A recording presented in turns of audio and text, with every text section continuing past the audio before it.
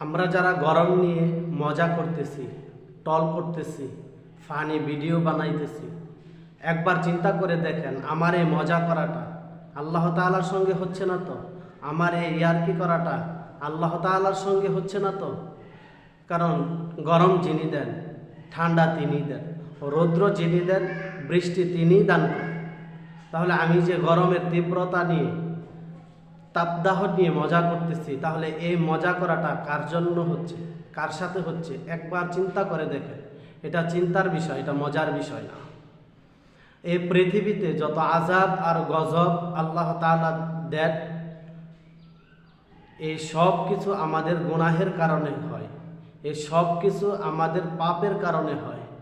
যেখানে আমরা এই গরম, এত গরম, যেখানে মানুষ গরমের চোটে হাহাকার করতেছে, জমিন ফেটে যাচ্ছে, সেখানে আমরা গুনাহ ছেড়ে তওবা করে নেক ধরার কথা, কিন্তু আমরা গরমের তীব্রতা আর তাপদাহ নিয়ে আমরা মজা করতেছি।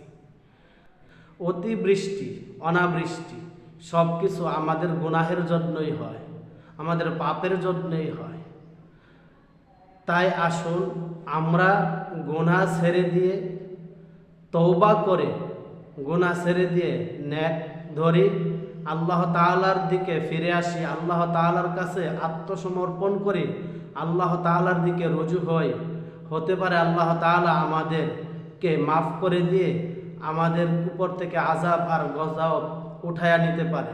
না হয় যদি আমরা মজাই করতে থাকি আর গুনাহ ছাড়তে না পারি, তাহলে আল্লাহ তাআলা যদি আমাদের প্রতি একবার নারাজ হয়ে যায়, বেজার হয়ে যায়, তাহলে হইতে পারে এর চাইতে বড় আযাব আর গজব আল্লাহ তাআলা আমাদের উপরে চাপায় দিতে পারে।